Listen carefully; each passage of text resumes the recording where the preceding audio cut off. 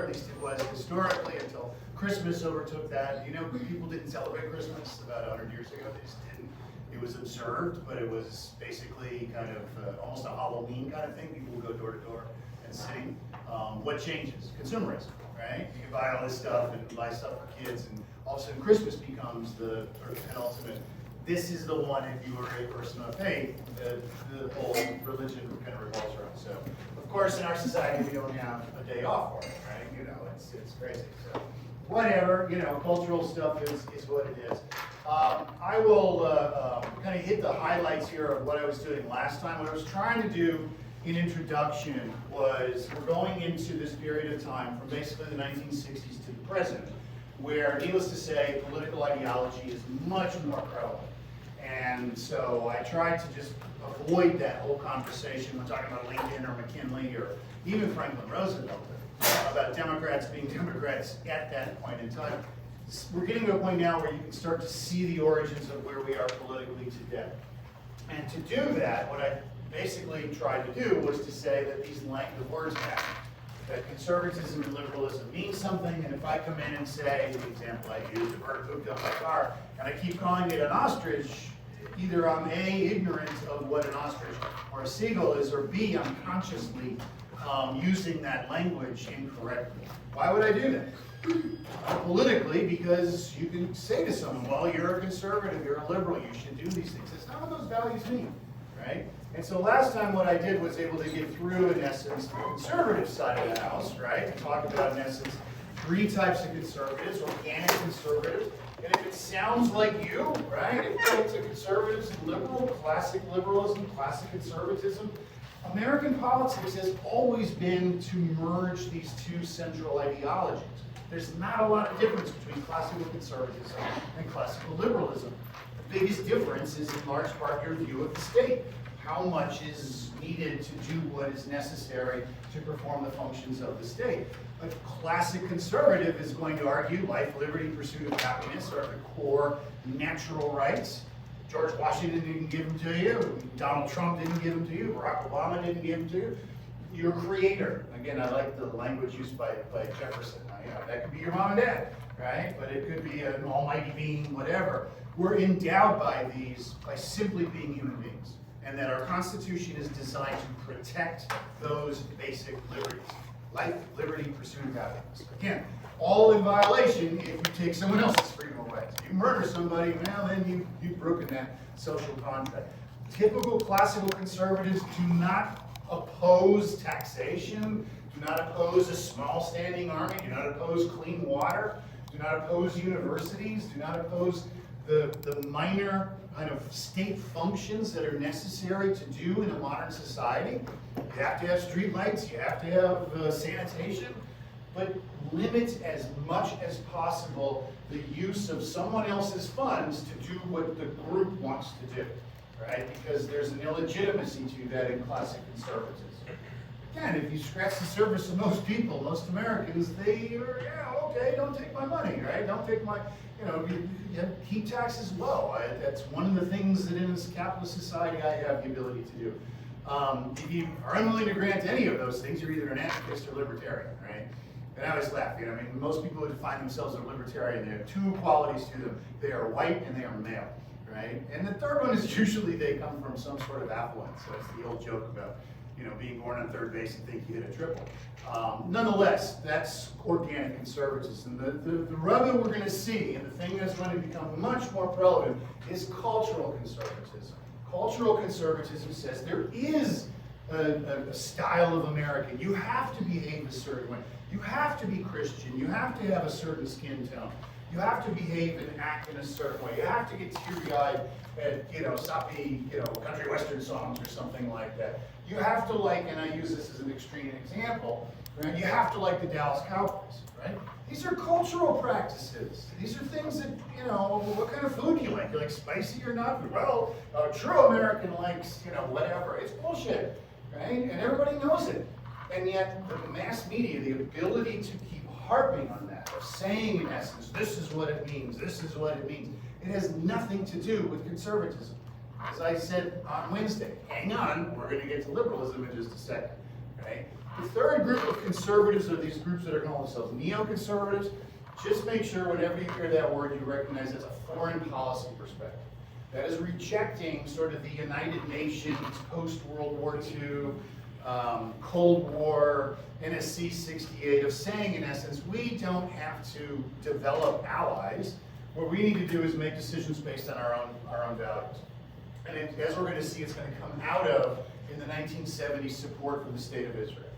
Right? So the State of Israel is this unique kind of setting, and you have a lot of people who are going to see America's connection to that, both culturally, because of Christianity and Judaism, but also because of this notion that the United Nations is going to see Israel in a very different way than American policymakers are.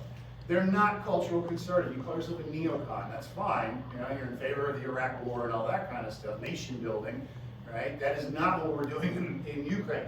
We're specifically saying, we don't know what the hell, you know, and Ukraine is for Ukrainians, and Russia isn't. We're not here to come in and nation build, to create a society that has, you know, Whataburger on every corner. That's their call, right? So we'll see policy issues where neoconservative is going to run kind of counter to that. For the most part, again, we'll get to this. There are very few, there's one really kind of noteworthy neoconservative administration, and that's George W. Bush. That's Bush the younger, right? So not the first Bush, the second Bush, right? So when talking about conservatism, when I use that term classical organic conservatism, that's what's going to emerge from Barry Goldwater and Ronald Reagan and the turn that we're going to see in the 1980s. By the time we get to 2000, and certainly with social media, cultural conservatism is going to start taking root. And there's a much more dangerous kind of, you know, well, to be an American, you have to have X, Y, or Z, right? And whatever example you want to give, right? Your sexual practice, your skin tone, your football team. When you examine it, you look and say that is not in any way, shape, or form a tradition in American history. It certainly is not in the Constitution, right? So what about liberals? Liberals, you know, and here's where I got to do the same damn basic formula of saying, here are these natural rights: life, liberty, pursuit of happiness, life, liberty, and property. The reason why American political systems are based on compromise is because, I mean, it really is chicken and an egg, is because the two parties at core have the same founding principles about natural rights. The biggest distinction for liberals is that they are more presentist. They're more looking and saying, well, back in the 1870s it was like this, but in 2020 it's like that, right? Now we have something called social media. Now we have something called student debt. Now we have the environmental, that there are issues that are going to rise to the surface over time, and the state has an obligation to try and deal with those. Not minutia, right? Not we're going to go and make sure that Nickelodeon is playing, you know, that Disney does this or something like that. That's cultural stuff. But in saying, in essence, you have poverty. How are we going to address that? We're the wealthiest country on the planet. You have the environment collapsing right now. How are we going to do something about these bigger issues? That's what a liberal, classical liberal, is going to be kind of focused on. In essence, most of them are going to be focused on issues that are destabilizing. They provide order and security. And we've seen this, I've kind of got a range, right? Republican Teddy Roosevelt is going to, in large part, embody national progressivism. What's going on? Well, we talked about it: industrialization, urbanization, immigration. Society is different in 1900 than it was just 20 years earlier. And someone like Roosevelt's going to say the federal government can help. We're not going to step in and solve your problems. What we're going to do is make it possible for you know, in the anthracite coal strike, for union workers and for owners to get them to talk so that everybody doesn't go into a collapse, right? You know, I mean, again, here we are in Texas. Our governor is shutting down the border. Try and buy vegetables. I was at the grocery store yesterday. The shelves are bare, right? That is not helping the situation. That is not something that a state is going to step in and do. It's a cultural response. Right? So there is this sort of more of a sense of progressing with the times and not having this ideological imprint of saying no taxes, no this, that, or the other thing. And it really is the dividing line between Republicans and conservatives, or Republicans and Democrats, at least up until you start getting this notion of cultural influence, right? Government is a self-correcting positive good. That's the argument that is made by classical, that it is going to do things that are necessary, that cannot be done by other people and other institutions, and they're going to do it at the behest of the majority through democratic processes. If not, they get voted out of office, right? And we'll come back to that in a big way with Lyndon Johnson. Just like cultural conservatives, there's cultural liberalism. I made this point, I remember showing you in the clip, the Chris Rock show, and then finally, oh yeah, we'll change the road to Tupac Shakur Boulevard. And I'm like, that's not right. I mean, it's not right, it's not wrong. It's a cultural preference. Right? There's no value or wokeness of saying, in essence, well, I recycle and I wear this and I have a t-shirt that does that and I like this post. That's fine, right? But don't translate it into some sense of social superiority. Someone else is wrong. It is still legal if you want to buy a Hummer, to pull a truck, and to have a boat at the end of it. I don't care what kind of, you're still legally obliged to do that. You're legally allowed to do that. You do not have to recycle. You do not have to get, there's no law that says you have to get vaccinated for COVID, right? That those are, in essence, this kind of wokeness is going to get picked up as radical chic, being, in essence, connected to what is cool, what is hip, what is woke for the society, etc. It is largely connected to personal self-esteem, how you see yourself. You're crafting an image. Social media is all about projecting who you are to an anonymous audience, right? It's also keeping in touch with grandma on Facebook if you ever do that kind of stuff, whatever. But it is just as, I won't say unconstitutional because you have the freedom to do it, but it's the same thing with cultural conservatives say, well, here's what it means to be an American. Liberal cultural liberals are saying the exact same thing, but they're doing it with different value systems. None of them are in the Constitution, right? You can believe what the hell you want, you can act however you want, you can own a gun, whatever. Those are personal qualities, and they have nothing to do with the political organization or the constitutional reality of being an American citizen, right? So that rising tide of cultural political representation is what we're going to see going forward, becoming more and more prevalent in American society. Some of it's tied to important stuff. Some of it's tied to race. Some of it's tied to racism. Some of it's tied to the environment. Some of it's tied to things that do matter, the war, right? But a majority of it is kind of feel good. Hey, look at me. I'm somebody who's doing this and doing that and whatever, right? Again, I would not. You could describe me personally as a conservative. You could describe me personally as a liberal. In that kind of range where most Americans kind of live, right? And when we get to social media, I'm kind of updating as I always do with these PowerPoints. Found an interesting statistic. There was a study done on social media usage and liberals and conservatives. Only 8% of liberals would define themselves by the qualities that you normally hear talked about. Right? Nancy Pelosi and Antifa, 8%, means 92% of people who see themselves as liberals are not that way. Conservatives are very much the same way. 6.5% of conservatives are the ones who are black helicopters and Donald Trump was the legitimate president and all the rest of that stuff.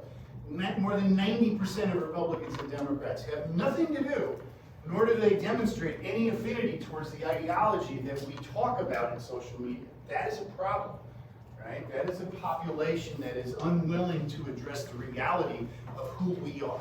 Right? We are addressing the TV show of who we are. Right? And that's a totally different phenomenon. And that's what's getting all the oxygen when it comes to political dialogue. Foreign policy has a liberal arm to it as well, and it's largely one we've already developed, and that is World War II. So post-World War II, the lessons of World War II, the good war of World War II.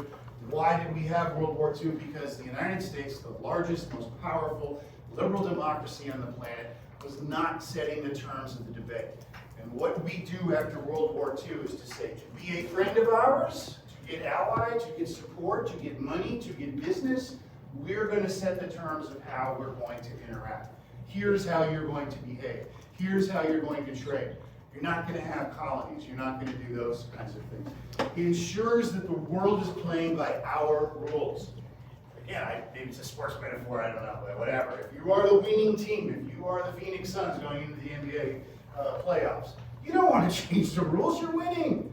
You're the best at it, right? Our effort is in trying to make sure that those rules are enforced because by and large, 90% of the time, we're going to be successful. 10% of the time, we're going to lose. 10% of the time, someone else is going to do it better.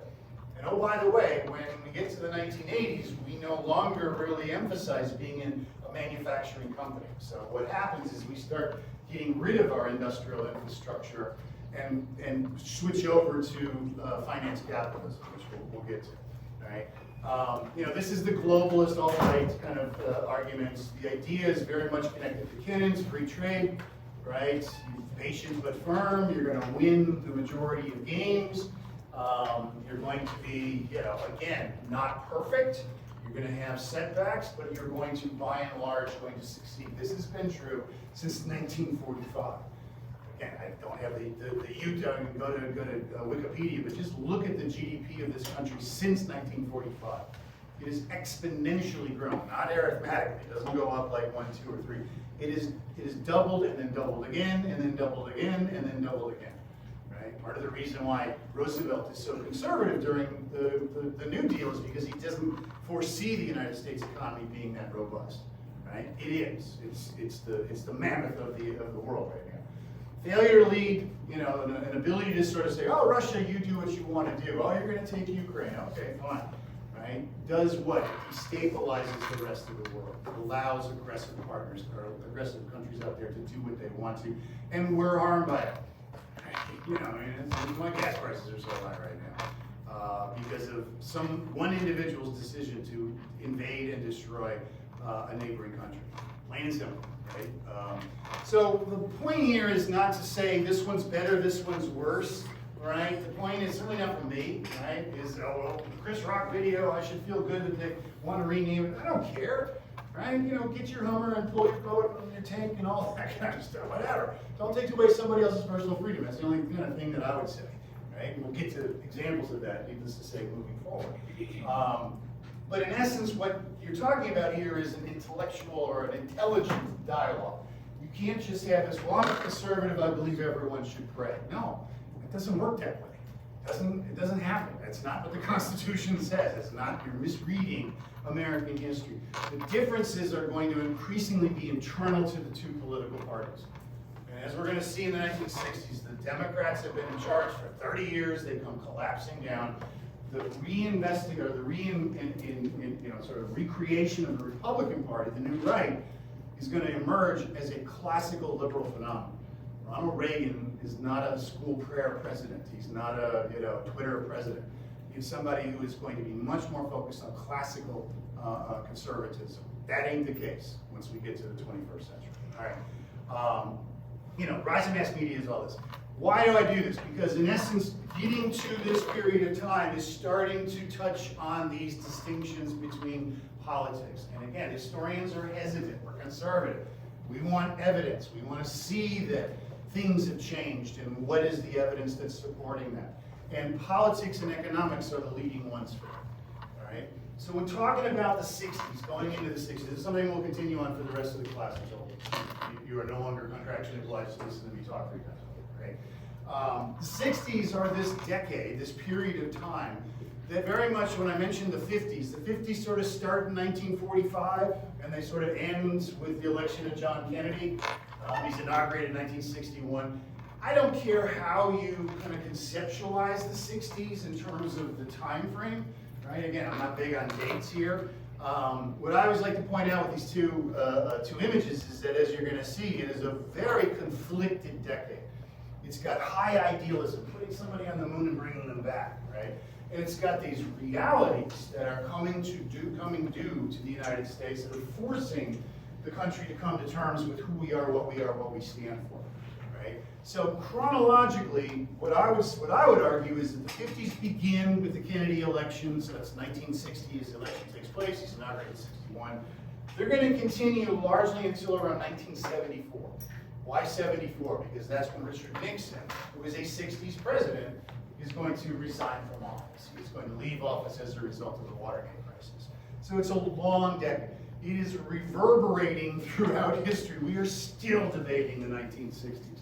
That's all those boomers, right? And I'm not a boomer. I refuse to claim to be boomerhood. I'm the lost generation in between. My older sister's a boomer. I believe it. I can give you examples of that.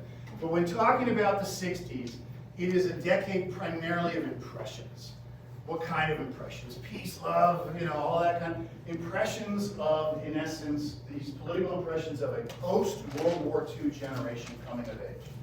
If you're born in 1945, by 1960 you are old enough, 15, 16 years of age, you're old enough to be aware of the world around you. And you're raised in this environment of the United States helped save the planet, helped save liberal democracy in World War II. Liberalism, as defined, classical liberalism, reaches a high water mark. Businesses are supporting liberal ideals. The Democrats, as I mentioned, have been dominant since 1932, and the environmental kind of progressivism of social gospel progressives is going to be on display here. What's going to drive it is going to be civil rights, and it's the reason why I've already talked about the civil rights movement. We won't rehash that. But these are idealistic notions. Everyone's going to, peace, love, and harmony. We're all going to sing Kumbaya. We're all going to make, flower, wristbands and all of that, right? These cultural impressions, particularly of young people. Again, as a cultural historian, I'm particularly interested in seeing generational change. What does that mean? It means a generation sees itself as being different from the one before. You can see it emerge earlier in the 20th century, and historically it gets squashed down, right? You see it in the 1920s, and you get the Great Depression in World War II.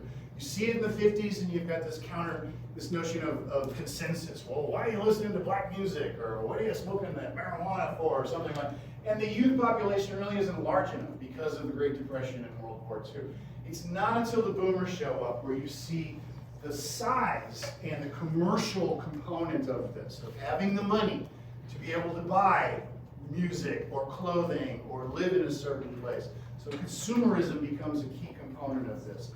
And the social impressions are largely kind of looking at the United States in a very different way, saying it's not just simply about the white native-born men, that there are other people, women, the majority of the human population, for example, who have a stake in society, people of color, American citizens, immigrants, etc., are all going to increasingly gain a voice. And in a democracy, that's good, right? Again, ideologically, you have to look and say, well, what is democracy all about? Everybody is at least connected to this idea of access to power. And again, the 60s are a part of that. So you have these high ideals, and we'll get to Kennedy in a second about kind of reflecting that, right? But it is also a period of time of bitter, harsh realities. There are bills coming due. There's consumer excess. People are spending more money than they are bringing in. There's Vietnam, which we've talked about. Racial violence, certainly by the late 1960s. Increasingly, the environment. The Cold War is going to enter into a new phase of mutually assured destruction. There are enough nuclear bombs, if used correctly, to wipe out human life on Earth, right? Is that all of these are real problems. So I always say it reminds me of a freshman. I don't know if there's many freshmen in class, but classical, you're coming in, you're like, I'm going to be a neurophysicist, and I'm going to change the world, and I'm going to be, the wealthiest businessman in the world. And you have these high ideals, which are great. You have to have high ideals. You have to be shooting higher than you can reach. That is, you're going to fail, right? I mean, that's a nature of human parts, of just being able to say, I'm going to do great things. What are you willing to do to accomplish those?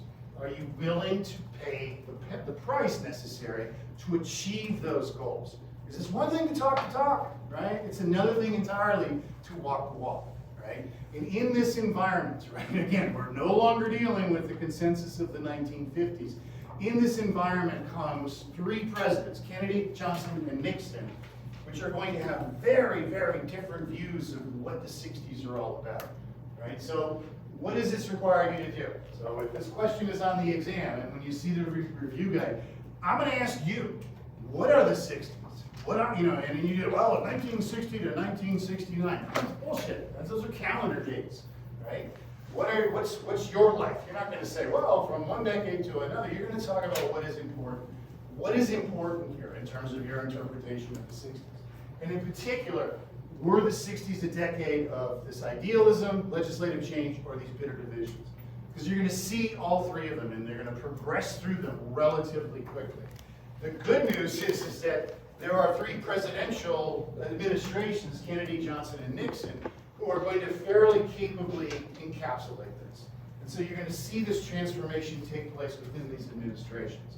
So keep that in mind in terms of what it is that History 1302 is asking you to do in terms of understanding the 1960s, right? So I'm not going to get into a deep read of the counterculture and all the rest of that stuff, much as I enjoy that, because it really is kind of pulling aside. It's focusing on the impressions as opposed to the reality, all right? So keep that in mind, and I'll kind of keep bouncing back to it, which is where we start with John Kennedy, right? So historians have a weird relationship with John Kennedy. So Kennedy, every year there are these polls, name the most influential president, name the most, whatever, greatest presidents, worst presidents, yada, yada. Thankfully, the American public kind of know to put Washington and Lincoln up there. They're sort of the pros. They're off the list. They're up there forever. And then there's this kind of recency bias, right? And so you'll have Obama, and you'll have Trump, and you'll have George Bush or whatever. But almost inevitably, you'll have John Kennedy. And this is when historians start. John Kennedy is, again, using a student analogy. John Kennedy, for historians, gets it incomplete. He's not in office long enough to demonstrate that he was going to be something significant. There's hints of that when we get to the Cuban Missile Crisis. What you see is a very well-polished international strategic thinking. But there's nothing in his history going up to that would indicate that John Kennedy would be that individual. Why do we remember Kennedy that way? In large part because of his charisma. Because it activates, he's Catholic, and it activates, it's the first, those of you who have family members who are old enough to remember this, if you're Hispanic, it's the first major kind of political candidate that is going to get substantial backing from the Hispanic population. So the Viva Kennedy movement in Texas and Arizona and California and Florida are going to politically activate Mexican Americans and Guatemalan Americans, the Hispanics, Cuban Americans, and others. So there's all kinds of reasons why Kennedy is that person. Who is that? So again, I love these images. This is in Hannesport. It's in Massachusetts. The big kind of end of Massachusetts kind of swings up. That's where the Cape. That's where all these rich people are living. Kennedy is the second oldest son of a large Catholic family.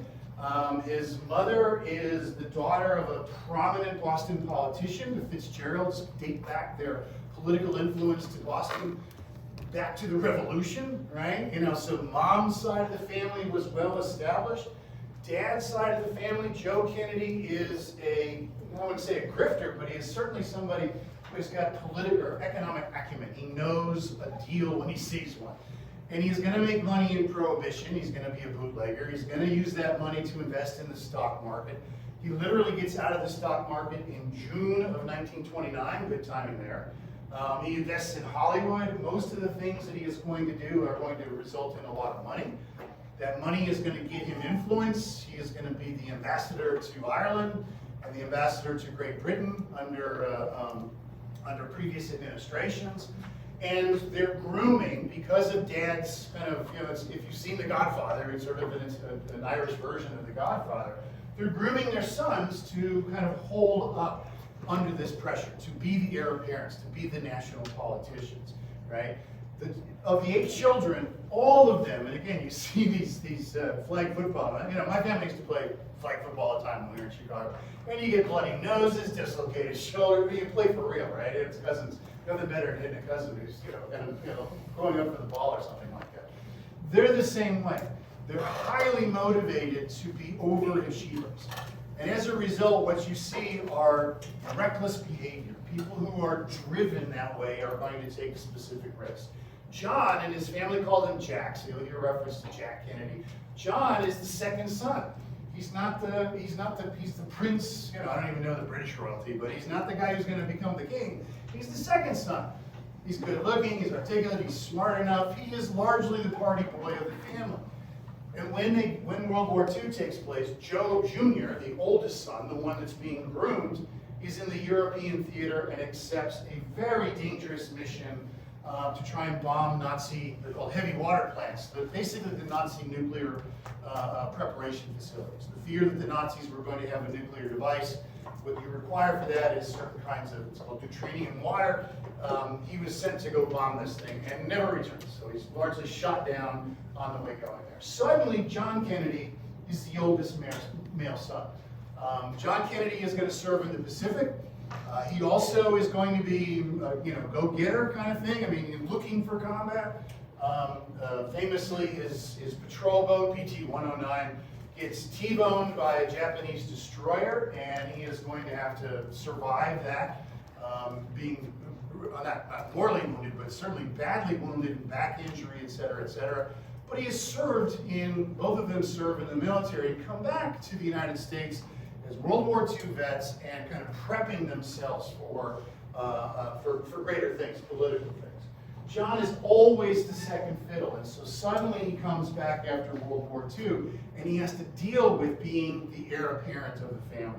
That bottom clip down here, what you're seeing here, that's John Kennedy, right? I mean, that's how he lived his life, was until the use of, what's the steroid shot that you get? Regardless, everyone, if you've ever had a kind of joint pain or what have you, cortisone. Is that he is going to he's going to be one of the guinea pigs for cortisone, and when he gets his first debate, he's going to have had cortisone shots, and he doesn't have that kind of pained expression on his face. It keeps him out of the light. Basically, he comes back in 46, runs for Grandpa's seat in the House of Representatives, wins it unopposed. He then runs for the Senate in 1948, wins because of his name. He's close friends, by the way, with Richard Nixon. They don't hate each other, all that kind of, they both come in at the same time. But the comparison between Nixon and Kennedy is pretty important, right? What does Kennedy do when he's a senator? Nothing. He's referred to as Sonny Boy by Lyndon Johnson, the guy who was born with a silver spoon in his mouth. He's a backbencher. He's not somebody who's proposing legislation. He's not someone who is seen as just, okay, a rubber stamp Democratic vote. Well, there was a lot of those in the 1960s, or 1950s. You didn't have to worry about it in Senate, right? And as a result, Kennedy is not seen as sort of an advocate for change in the Democratic Party. Richard Nixon is fighting the Cold War, right? He's going after spies in the government, whether there are any or not, right? So he's a Cold Warrior, a Red Baiter, that kind of stuff. He's vice president for 8 years. He's going to be out on this campaign stump advocating for Republicans. They're about the same age, and everybody knows Richard Nixon, and nobody really knows John Kennedy. And so when they run against each other in 1960, Richard Nixon, oh yeah, he's that old guy that hangs out with Eisenhower on the golf course. John Kennedy, wow, look at him, articulate and good looking, and young family, et cetera. When he is emerging as a national candidate, he is sold, in the words of one researcher, like snowflakes, like detergent. There's no substance to him, and so they're selling him as exactly as I talked about, the fresh face, the new generation, the articulate person, the beautiful family, etc. And it's during this point in time where you start to see that recklessness start to come out visibly in John Kennedy's behavior. He is going to have numerous affairs. Again, I'm not, people are free to do what they want to do. In today's day and age, right, certainly in anywhere between the 1960s and 2010, right, this would have been a feast of information from the press. He is having relationships with women who are public. Marilyn Monroe, probably the most obvious example of that. When he becomes president, he is bringing these women secretly into the White House. Right? That is reckless behavior. One of his paramours is a woman who is the girlfriend of Sam Giancana. And years ago when I was in Chicago and I taught in Chicago, everybody got, whoa, because they all knew that name. Sam Giancana is what? It's probably the capo di capo, the head of the head, the most powerful mafia boss in the city of Chicago. And John Kennedy is having sex with his girlfriend, right? That's reckless. That is foolish. And it kind of plays into this Kennedy mystique of saying, well, let's just roll the dice. Let's see what's going on. That's going to catch up to you at some point in time. Right? So Kennedy's behavioral recklessness is something which is seen by many, and the reporters know it, they just simply aren't going to report on it. They assume that his Catholicism would tank his presidency. It does not. And in fact, it advantages his presidency. It's important to recognize this is the first non-Protestant president that we've had, and he basically makes it a non. There was an old joke between him and Lyndon Johnson. So Burnham Root is a Texas-based, basically they build things, right? And so Burnham Root, if you're going to have a road constructed, Burnham Root, a Texas company, wants to have the contract. And if you're going to build a skyscraper, Burnham Root wants the contractor. And Lyndon Johnson was notorious in getting Burnham Root all of these jobs. So he wants the jobs for Texans, as Lyndon Johnson always did. Kennedy would always have a joke with him and say, well, once I'm installed as president, I'm going to have a tunnel built to the Vatican, right? Because if you're a bigot, you fear, okay, Catholicism, all they do is listen to a pope, and the pope's Italian, right? And he would joke that, and Johnson's response is, as long as Burnham Root can get the contract, that's fine, right? So it kind of gets to both of their personalities. Kennedy wins, but he wins sort of a fragmented America, both irregularities in both the great state of Texas and the great state of Illinois. Mayor Daley of Chicago is basically going to hold off tallying the votes until he knows what's downstate. And it's typical Chicago politics. They wait until the number comes in downstate. And sure enough, the Chicago numbers are stronger. Texas doesn't have any room to kind of wag a finger. I mean, Texas was notorious for making sure that Democratic candidates, later Republican candidates, are going to win based on late reporting and sudden surges here, there, or wherever. The difference in the popular vote is somewhere along the lines of, it's about 100,000. And in a national vote where you've got 68 million people voting, that is significant, that is close. That is a couple of precincts here and there flipping this. Richard Nixon, who is as young as Kennedy, does not challenge the results. He knows there's irregularity. He doesn't stop the steal. He doesn't go, because in large part he understands the damage that would do to the American democratic process. Sometimes you take your lumps, unless you're a TV reality star, and then it's like, I don't care if I have the United States burned to the ground. I don't care what this does to the American political system. I want to win, and I want to win if I can cheat. I want to win if I can play it straight. So this notion of kind of having contested elections is nothing new. We've seen it all throughout the Gilded Age. The response that we saw in 2020 is new. It's the first time we've ever seen it. He does not have a mandate. This is not a president who's like, I've got the majority of the country behind me. And he sure as hell, going into civil rights, does not have the majority of the South, right? The Democratic Party's stronghold is in the South, and the Democratic Party is fighting against this idea of civil rights legislation. So Kennedy is not experienced. He does not have the kind of chops that someone like a Lyndon Johnson is going to have in terms of getting legislation passed. And he is coming in as the Democratic president with very little support nationally as a politician. What would you want to do? You'd want to play small ball. We get to Bill Clinton. Bill Clinton was in a similar scenario. Get rid of all the big stuff. We're going to do small things. We're going to put chips in television. We're going to put more police officers out there.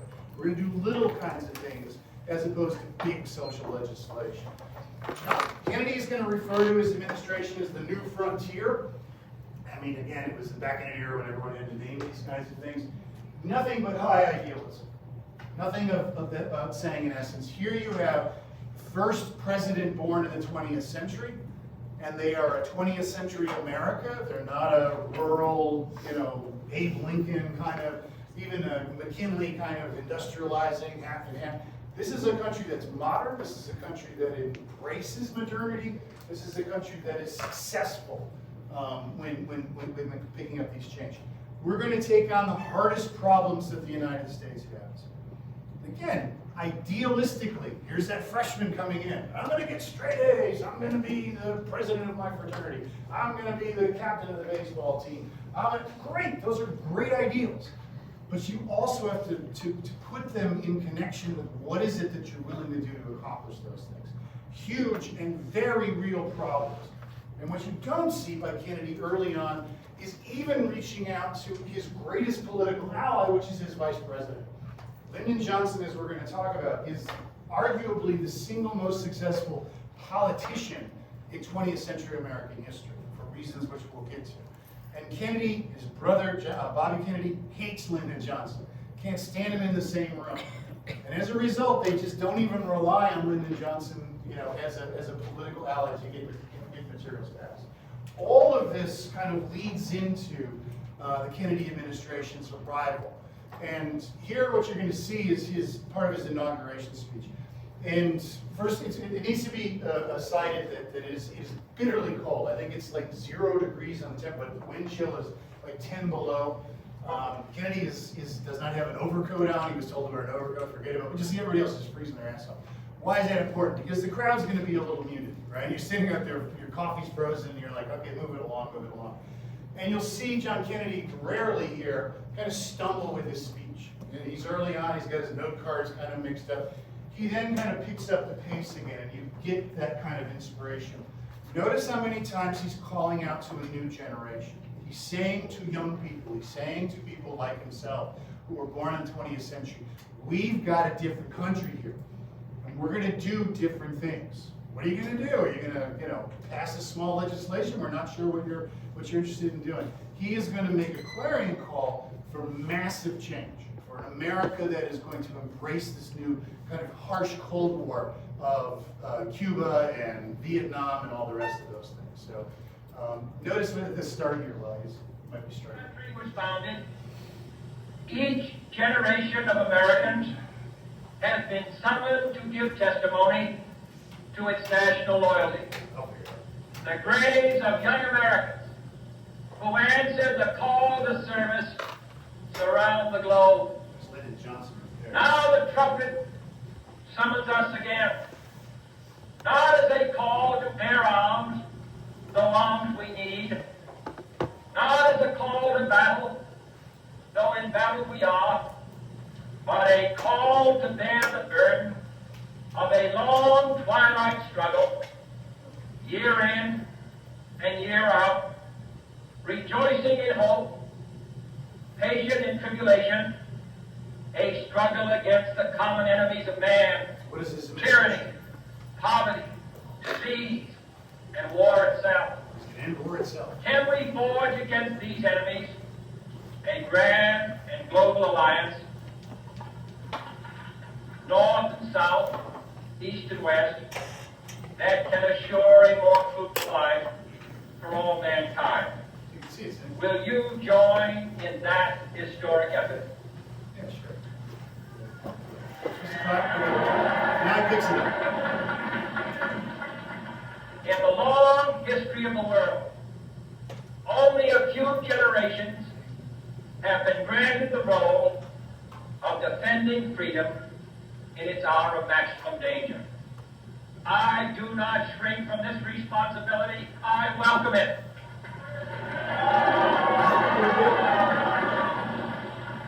I do not believe that any of us would exchange places with any other people or any other generation.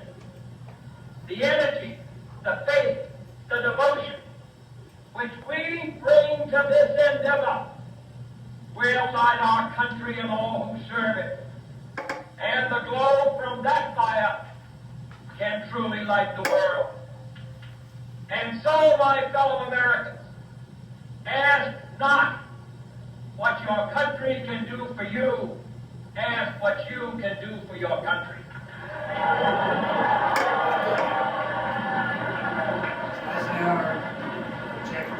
My fellow citizens of the world, ask not what America will do for you, but what together we can do for the freedom of man.